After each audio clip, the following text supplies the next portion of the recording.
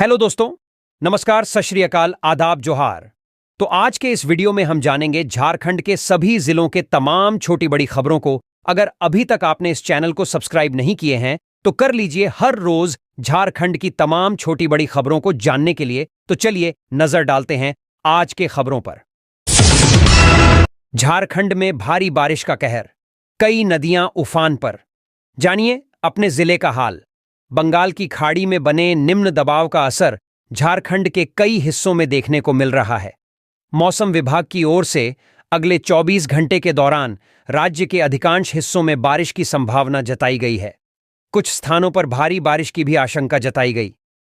स्वर्णरेखा, खरकई, कोयल, दामोदर और बूढ़ा नदी फिलहाल उफान पर है। पिछले 2 दिनों में राज्य के लगभग सभी हिस्सों में झमाझम बारिश से वर्षापात की स्थिति में भी व्यापक सुधार देखा गया है। 2-3 पहले तक राज्य में सामान्य से 15% कम बारिश हुई थी, लेकिन सोमवार को मौसम विभाग की ओर से जारी आंकड़े के अनुसार अब सामान्य से सिर्फ 6% कम बारिश का आंकड़ा दर्ज किया गया है। धनबाद और रांची समेत कई जिलों में तो इस वर्ष सामान्य से अधिक बारिश दर्ज की गई। सबसे कम पाकुड़ जिले में बारिश हुई। यहां सामान्य से 50% कम बारिश हुई, जबकि चतरा में 31, देवघर, गुमला में 24, लोहरदगा में 23 और चाईबासा में 20% कम बारिश हुई। इसके अलावा अन्य जिलों में इस साल सामान्य बारिश या औसत से अधिक बारिश हुई।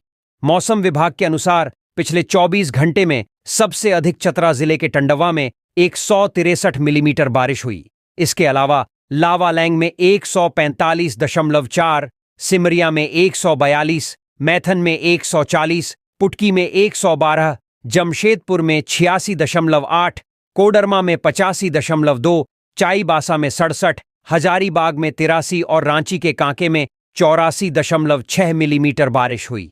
रांची स्थित भारतीय मौसम विज्ञान विभाग के निदेशक अभिषेक आनंद ने बताया कि 16 सितंबर को राज्य के उत्तर पश्चिमी और दक्षिणी भागों में कहीं कहीं पर अत्यंत भारी बारिश की संभावना है। इसके अलावा दक्षिणी और निकटवर्ती मध्य भागों में कहीं कहीं पर बहुत भारी बारिश की संभावना है।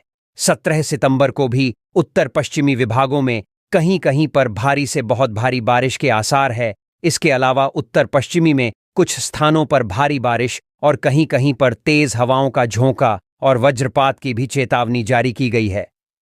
अभिषेक आनंद ने बताया कि मंगलवार दोपहर के बाद से मौसम साफ होने लगेगा और उसके बाद अगले 4 दिनों तक के लिए अभी किसी तरह का अलर्ट जारी नहीं किया गया है। मौसम विभाग की ओर से सोमवार को पूर्वाह्न 11 बजे एक बुलेटिन जारी कर बताया गया है कि गंगीय पश्चिम बंगाल और निकटवर्ती झारखंड पर गहन अवदाब का असर देखा जा रहा है।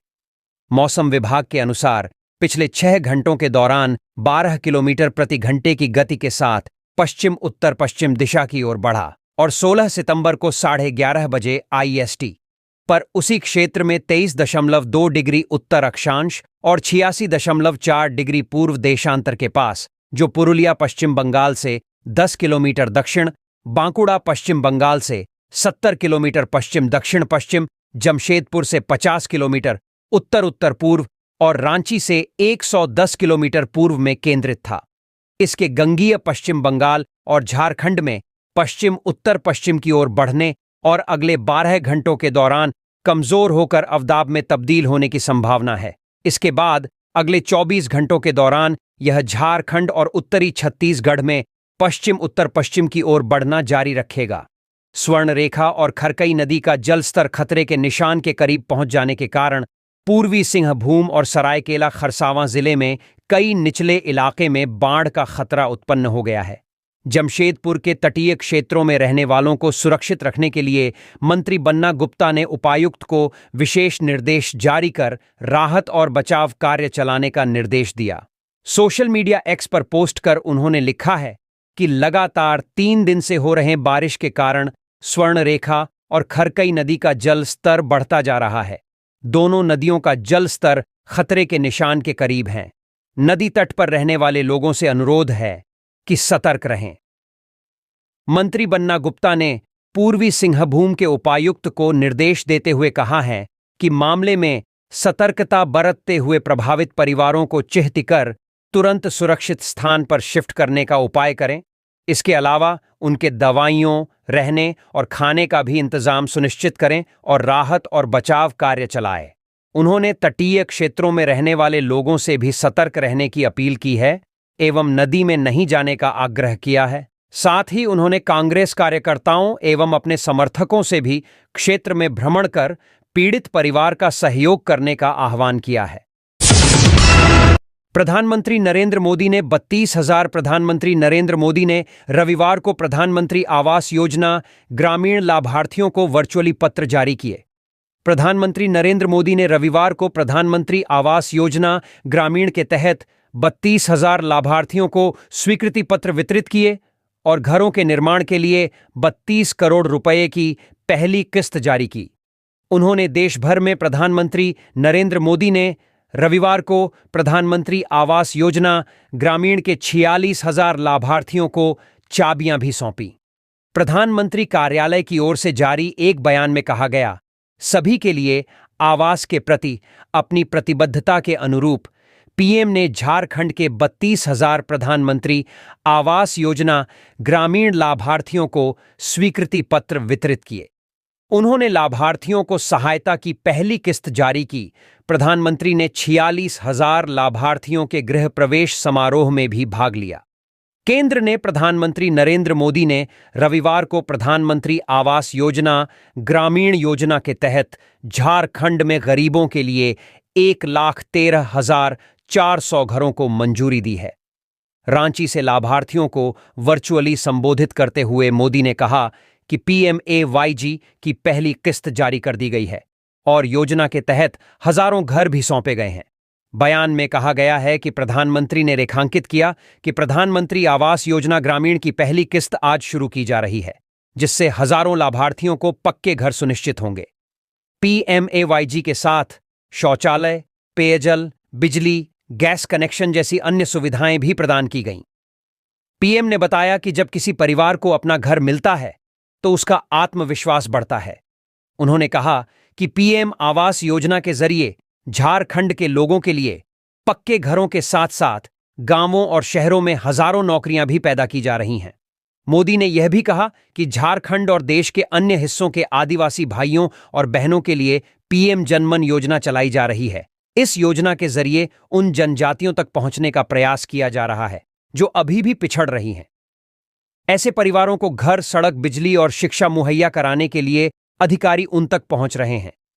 इस तरह के प्रयास विकसित झारखंड के प्रति मेरी प्रतिबद्धता का हिस्सा है। हम झारखंड के सपनों को पूरा करेंगे। प्रधानमंत्री ने रेखांकित किया कि 2014 से देश के गरीब, दलित, वंचित और आदिवासी परिवारों को सशक्त बनाने के लिए कई महत्वपूर्ण कदम उठाए गए हैं।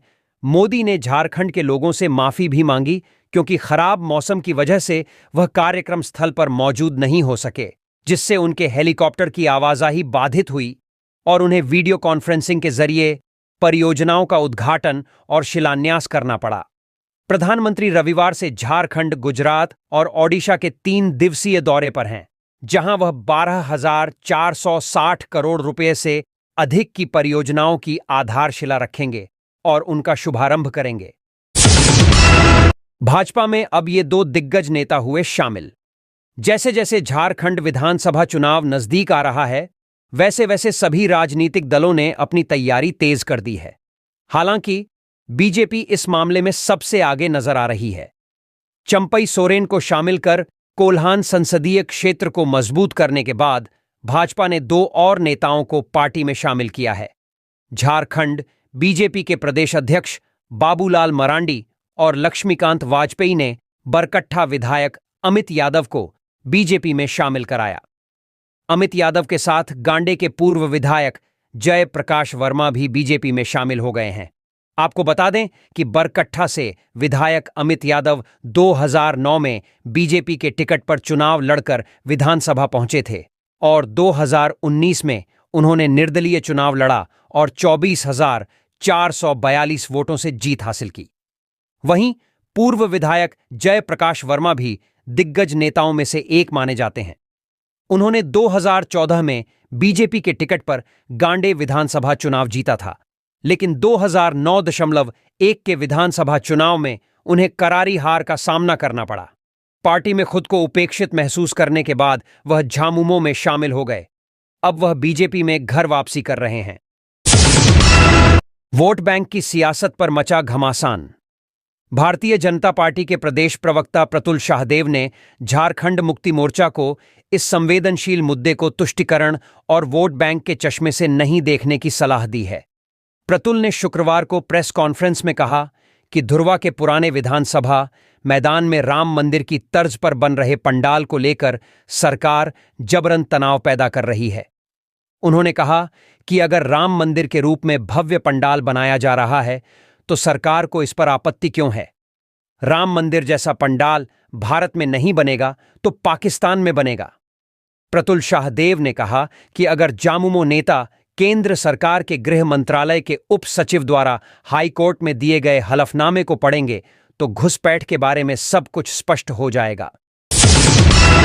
बालूमाथ में 25 सितंबर को सांसद मनोज तिवारी एवं रविकिशन परिवर्तन यात्रा में होंगे शामिल।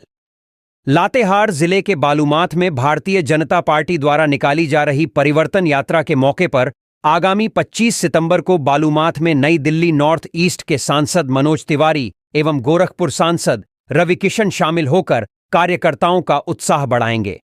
उक्त कार्यक्रम की जानकारी देते हुए युवा मोर्चा के लातेहार जिला महामंत्री सूरज शाह ने बताया कि परिवर्तन यात्रा 25 सितंबर से हेरहंज से शुरू होते हुए उसी दिन बालूमाथ पहुंचेगी, जहां पर भाजपा के दो दिग्गज युवाओं के धड़कन सांसद मनोज तिवारी एवं रविकिशन शामिल होंगे और बालूमाथ स्थित जोगियाडीह के बिरसा मैदान में एक सभा को भी संबोधित करेंगे। परिवर्तन यात्रा को सफल बनाने को लेकर भाजपा के एक एक कार्यकर्ता तैयारी में जुट गए हैं। झारखंड में हर तरफ भ्रष्टाचार का आलम बना हुआ है। बेरोजगारों की संख्या दिन ब दिन बढ़ती जा रही है, जिसे ध्यान में रखकर केंद्र और राज्य के शीर्ष नेताओं के निर्देश पर यह परिवर्तन यात्रा निकाली जा रही है। ऐसा लगता है कि यह यात्रा ऐतिहासिक साबित होगी। झारखंड बीजेपी प्रमुख ने इस्तीफे की घोषणा के बीच प्रवासियों की कठिनाइयों के लिए केजरीवाल की आलोचना की। झारखंड के पहले मुख्यमंत्री और भाजपा प्रमुख बाबूलाल मरांडी ने दिल्ली में रहने वाले झारखंड के प्रवासियों की समस्याओं को उजागर करते हुए दिल्ली के मुख्यमंत्री अरविंद केजरीवाल की सरकार की आलोचना की।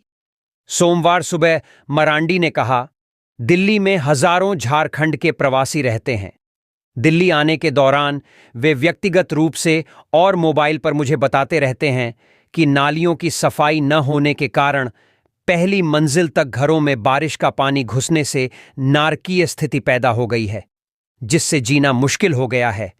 उनके वाहन पानी में डूबकर बर्बाद हो रहे हैं और बिजली पानी के बिलों में बेतहाशा वृद्धि का दर्द हो रहा है।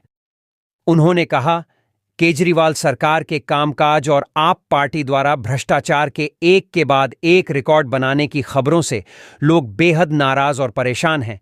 इन्हीं कारणों से अरविंद केजरीवाल को एहसास हो गया है कि वे जितने लंबे समय तक सत्ता में रहेंगे, उनकी लोकप्रियता उतनी ही कम होती जाएगी। शायद इन्हीं कारणों से केजरीवाल जी ने मुख्यमंत्री पद छोड़ दिया है और जल्द ही चुनाव कराने की योजना बनाई है। भाजपा सांसद सुधांशु त्रिवेदी ने भी केजरीवाल की 2 दिन के भीतर इस्तीफे की घोषणा के बाद उनकी आलोचना की। त्रिवेदी ने दावा किया कि केजरीवाल के इस्तीफे से संकेत मिलता है कि उन्होंने दिल्ली आबकारी नीति मामले से संबंधित भ्रष्टाचार के आरोपों को स्वीकार कर लिया है। त्रिवेदी ने कहा, वे देश के पहले मुख्यमंत्री हैं जिन पर कार्यालय जाने पर प्रतिबंध लगा दिया गया है। वे किसी फाइल पर हस्ताक्षर नहीं कर सकते और दिल्ली आबकारी नीति मामले पर बोल नहीं सकते। उन्होंने सवाल किया, जब आपको आधिकारिक कर्तव्यों का पालन करने से प्रतिबंधित किया गया है तो व्यक्तिगत कारण क्या है जिसके लिए आपको इस्तीफा देने के लिए 48 घंटे चाहिए? इससे पता चलता है कि उन्होंने अपना अपराध स्वीकार कर लिया है। त्रिवेदी ने केजरीवाल पर दिल्ली में प्रतिबंध के बावजूद आतिशबाजी की अनुमति देकर अपनी सरकार के नियमों को तोड़ने का भी आरोप लगाया।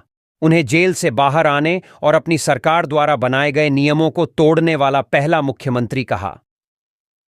दिल्ली भाजपा अध्यक्ष वीरेंद्र सचदेवा ने तत्काल चुनाव की मांग करते हुए कहा, दिल्ली की जनता आप सरकार से छुटकारा चाहती है। मंत्रिमंडल को भंग कर दिया जाना चाहिए और नवंबर में चुनाव कराए जाने चाहिए। उन्होंने दावा किया कि आप सरकार के हर विभाग में भ्रष्टाचार व्याप्त हैं और जनता ने हाल ही में आपको 0 सीटें देकर अपना फैसला पहले ही सुना दिया है। रविवार को दिल्ली के सीएम केजरीवाल ने कहा, मैं 2 दिन बाद सीएम पद से इस्तीफा देने जा रहा हूं। जब तक जनता अपना फैसला नहीं सुना देती, मैं सीएम की कुर्सी पर नहीं बैठूंगा।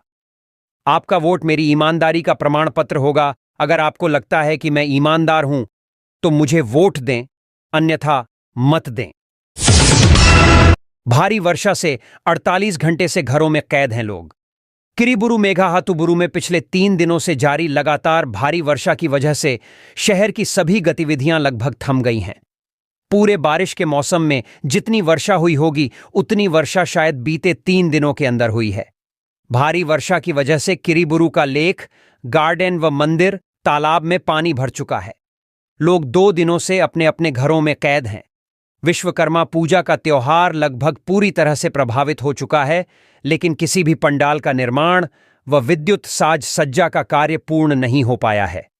पूजा के मद्देनजर शहर में सजावट व फूल पत्तियों की लगने वाली दुकानें अब तक नहीं लगी हैं।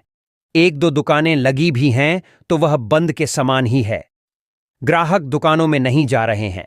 दुकानदारों को भारी नुकसान होने की पूरी संभावना है। जो स्थिति है उसे देख यह कहना गलत नहीं होगा कि 17 सितंबर को भी वर्षा विश्वकर्मा पूजा को पूरी तरह से प्रभावित कर देगी। आदित्यपुर शहरी स्वास्थ्य केंद्र खुद बीमार है। परिसर में हुआ जल जमाव। आदित्यपुर के 2.5 लाख आबादी के लिए बना शहरी स्वास्थ्य केंद्र खुद बीमार है। आदित्यपुर शहरी स्वास्थ्य केंद्र के परिसर में घुटने भर पानी जमा है, जो यहां आने वाले संक्रमित मरीजों को दवा देने के बजाय डेंगू, मलेरिया और हैजा जैसी बीमारियां देने में सक्षम है। 6 बेड के इस शहरी स्वास्थ्य केंद्र में इमरजेंसी सेवा उपलब्ध नहीं है। यहां शाम 5 बजे के बाद कोई चिकित्सक उपलब्ध नहीं रहते हैं। जरूरी दवाइयां भी नहीं मिलती हैं। बीपी, शुगर और खांसी बुखार के दवाइयों का भी टोटा है। अस्पताल के ओपीडी रजिस्टर से ज्ञात होता है कि यहां प्रतिदिन 100 से ज्यादा मरीज आते हैं। बावजूद इसके यहां मरीजों को स्लाइन और खून छड़ाने तक की व्यवस्था नहीं है। अस्पताल परिसर में महीनों से घुटने भर पानी जमा है, जो दीवारों को कमजोर करने का काम कर रहा है। साथ ही इस पानी में डेंगू और मलेरिया के मच्छर पनप रहे हैं, जिस पर किसी का ध्यान नहीं है। आदित्यपुर शहरी स्वास्थ्य केंद्र के बारे में टीएमसी नेता बाबू तांती कहते हैं कि यहां कम से कम मरीजों को स्लाइन और खून चढ़ाने की व्यवस्था तो होनी ही चाहिए। आदित्यपुर में अधिकतर औद्योगिक क्षेत्र में काम करने वाले मजदूर किस्म के परिवार रहते हैं, जिनके पास इतना पैसा नहीं है कि वे नर्सिंग होम या टीएमएच जैसे अस्पताल में जाकर अपना इलाज करा सकें। यहां शाम ढलते ही चिकित्सक नहीं मिलते हैं और अस्पताल परिसर समतल तक नहीं है, जिसके वजह से यहां पानी जमा होता है। उन्होंने बताया कि वे कई बार जिले के सिविल सर्जन को यहां की स्थिति से अवगत करा चुके हैं, लेकिन कोई सुधार नहीं हुआ है। कुछ दिन पहले उन्होंने मुख्यमंत्री को भी पत्र लिखकर इस बात से अवगत कराया है। अस्पताल में इलाज कराने आए मरीज सनातन मांझी बताते हैं कि वे रात में अपनी पत्नी की तबीयत बिगड़ने पर यहां उसे लेकर आए हैं, लेकिन यहां कोई डॉक्टर नहीं मिला। एक हेड नर्स ने उसकी पत्नी को कुछ दवाइयां दी हैं, जिसके बाद से उसकी हालत में सुधार है। अब दिन में डॉक्टर आएंगे तो वे देखकर और दवा देंगे। वे कहते हैं कि नर्स नहीं होती तो उसकी पत्नी की जान जा सकती थी। 3 दिनों से हो रही बारिश से नदी उफान पर। बंगाल की खाड़ी में निम्न दबाव के कारण 3 दिनों से हो रही झमाझम बारिश से जादूगोड़ा की गुर्रा नदी उफान पर है। अगले 24 घंटे तक मौसम का रुख नहीं बदला तो यूसील की जादूगोड़ा आवासीय कॉलोनी में बाढ़ का पानी घुसने की संभावना है। जैसे कि हम देख रहे हैं, नदी का जलस्तर लगातार बढ़ रहा है। नदी का पानी यूसील कॉलोनी जादूगोड़ा की सीमांकन एरिया तक पहुंच गया है। फिलहाल कंपनी की 4 दीवारी से 2 मीटर की दूरी पर है। जादूगोड़ा यूसील कॉलोनी वव ऐंट भट्टा छठ घाट पूरी तरह से डूब गया है। कंपनी कॉलोनी मेन गेट से ए टाइप आने वाली मुख्य सड़क पर विशालकाय पेड़ गिरा गया है। इससे यूसील कर्मियों को आवागमन में परेशानी हो रही है। वहीं खेतों में पानी भर गया है। जादूगोड़ा शिव मंदिर से गुजरने वाली गुर्रा नदी का स्तर बढ़ने से आम बागान क्षेत्र में रहने वाले 20 परिवारों का जादूगोड़ा से संपर्क टूट गया है। 10 किलोमीटर दूर सफर कर जादूगोड़ा आना पड़ रहा है। ग्रामीणों ने नदी पर पुल बनाने को लेकर कई बार घाटशिला विधायक रामदास सोरेन से गुहार लगाई, लेकिन कुछ नहीं हुआ। बोकारो में बारिश से कई इलाकों में जल जमाव। लोगों ने समस्या के निदान के लिए सरकार से लगाई गुहार। बारिश होने के बाद गांव और शहरी इलाकों में जल जमाव होना आम बात है, लेकिन अगर बोकारो स्टील इलाके में जल जमाव हो तो कई सवाल खड़े होते हैं। फिलहाल यहां लगातार हो रही बारिश से बोकारो स्टील के नया मोड़ से माराफारी को जोड़ने वाली सड़क पर जल जमाव देखने को मिली है। वर्तमान समय में जल जमाव के कारण ओवरब्रिज के नीचे एक चमचमाती मर्सिडीज गाड़ी ही फंस गई है, जो पूरी तरह से पानी में समा सी गई। बता दें कि बोकारो में पिछले कई घंटों से लगातार हो रही मूसलाधार बारिश से जनजीवन अस्त व्यस्त हो गई है। बोकारो स्टील के नया मोड़ से माराफारी को जोड़ने वाली सड़क पर जल जमाव है। इससे वाहनों को आने जाने में काफी परेशानी हो रही है। जल जमाव के कारण एक कार भी पानी में फंसा हुआ पाया गया है। बोकारो के सीजेड गेट नंबर 10 और 11 के बीच बने ओवरब्रिज के नीचे सालों से इस तरह का जल जमाव होता है। बारिश होते ही पूरा सड़क जलमग्न हो जाती है और इसमें लोगों को काफी परेशानी होती है। कोई अस्पताल जाने के लिए तो कोई ठेले से सामान ढोने के लिए घर से निकला था। लोग इस जल जमाव के बीच बड़ी और छोटी गाड़ियों सहित साइकिल और पैदल पार करते हुए नजर आए। लोगों ने इस समस्या के निदान के लिए जनप्रतिनिधि और सरकार से गुहार लगाई है। पलामू में 5 युवक बाढ़ के पानी में घंटों तक फंसे। 9 घंटे रेस्क्यू के बाद अमृत नामक युवक ने सभी को बचाया। पलामू जिले के सतबरवा थाना क्षेत्र के औरंगा नदी की तेज उफान और धार के कारण 5 युवक करीब 9 घंटे तक पानी में फंसे रहे। इस दौरान पुलिस और प्रशासनिक टीम ने ड्रोन के माध्यम से 5 युवकों को मदद पहुंचाने की पूरी कोशिश की, लेकिन यह कोशिश असफल हुई। अंत में गांव के ही एक युवक ने बहादुरी दिखाते हुए नदी में कूदकर रेस्क्यू किया और 5 युवक की जान बचाई। आपको बता दें कि जिले में लगातार हो रही भारी बारिश के कारण औरंगा नदी में तेज उफान और धार के कारण 5 युवक पानी में घंटों तक फंस रहे। पुलिस एवं प्रशासनिक टीम ने 5 युवकों को बचाने के लिए ड्रोन की मदद से रस्सी पहुंचाने की कोशिश की, लेकिन ड्रोन 5 युवकों की मदद करने में नाकाम रही। इसके बाद उसी क्षेत्र का अमृत नामक युवक ने बहादुरी दिखाते हुए नदी में कूदकर रेस्क्यू किया और 5 युवक की जान बचाई। दरअसल पलामू जिले के नवाज़ेपुर थाना क्षेत्र के रहने वाले मुकेश परिया नामक युवक रविवार की सुबह औरंगा नदी के बीचों बीच शौच करने के लिए गया था। इसी बीच नदी में अचानक बाढ़ आ गई थी। बाढ़ के पानी में फंसने के बाद मुकेश ने किसी तरह परिजनों को इसकी सूचना दी। कई घंटे के मशक्कत के बाद भी कोई भी उनकी मदद तेज बहाव के कारण नहीं कर पाए, लेकिन सतबरवा लेदवा खांड के रहने वाले अमृत कुमार ने हालात को देखते हुए खुद ही उन युवकों को बचाने का फैसला कर 5 युवकों के पास पहुंचा। 5 युवक जिस जगह पर फंसे थे उस जगह से कुछ दूरी पर नदी में पेड़ों की श्रृंखला थी। अमृत ने 5 युवकों को तैरने के तरीके को जानकारी देकर उन्हें हिम्मत दी। मानव श्रृंखला बनाकर 5 युवक अमृत के साथ तैरकर पेड़ के पास पहुंचते गए। 1 घंटे की कड़ी मेहनत के बाद 5 युवक ग्रामीणों की मदद से किनारे पहुंचे। लातेहार में भारी बारिश से पुलियां जलमग्न। प्रशासन ने रांची डालटेनगंज मार्ग किया बंद। अन्य मार्ग से परिचालन की अपील। लातेहार जिले में पिछले 24 घंटे से लगातार हो रही मूसलाधार बारिश के कारण पहाड़ी नदियों का जलस्तर बढ़ गया है। इससे कई इलाकों में बाढ़ जैसी स्थिति उत्पन्न हो गई है। बताया जा रहा है कि रांची डालटेनगंज मुख्य मार्ग NH 75 में होटवाग के पास एक पुलिया पूरी तरह से जलमग्न हो गई है। इससे इस मार्ग पर वाहनों का आवागमन बंद कर दिया गया है। उक्त आशय की भयावहता को देखते हुए लातेहार पुलिस ने यात्रियों और वाहन चालकों से अपील की है कि वे इस मार्ग का उपयोग न करें और अन्य वैकल्पिक मार्गों का सहारा लें। इधर प्रशासन ने एहतियातन मध्य रात्रि से ही लातेहार मनिका मार्ग को भी बंद कर दिया है, क्योंकि पानी का बहाव अत्यधिक तेज है और यात्रा करना खतरनाक साबित हो सकता है। वहीं अन्य इलाकों में भी जारी मूसलाधार बारिश से लोगों का जनजीवन अस्त व्यस्त है। गिरिडीह में शांति व सौहार्द से मनाया गया जश्न ईद मिलादुन्नबी। इस्लाम के अनुयायी और पूरी दुनिया को मोहब्बत व अमन का पैगाम देने वाले पैगंबर मोहम्मद साहब का जन्मदिन ईद मिलाद उन नबी गिरिडीह में सौहार्दपूर्ण माहौल में मनाया जा रहा है। ईद मिलादुन्नबी के मौके पर कई जगहों पर मोहम्मदिया जुलूस निकाला गया। इसमें रंग बिरंगी पोशाकें और हाथों में इस्लामिक झंडा लिए बड़े और खासकर छोटे छोटे बच्चे जुलूस की शोभा बढ़ा रहे थे। इस दौरान सरकार की आमद मरहबा की आवाज बुलंद की। त्योहार के दौरान शांति व्यवस्था बनाए रखने के लिए प्रशासन ने सुरक्षा के पुख्ता इंतजाम किए हैं। बता दें कि इस्लाम धर्म में पैगंबर मोहम्मद के जन्मदिन को ईद मिलाद अल नबी या ईद मिलाद के रूप में मनाया जाता है। 16 सितंबर को पाक त्योहार मनाया जा रहा है। इस्लामिक कैलेंडर के अनुसार यह पर्व रब्बी अल अव्वल के तीसरे महीने के 12वें दिन होता है। तो ये थी आज की कुछ मुख्य बड़ी खबरें। जुड़े रहे इस चैनल के साथ।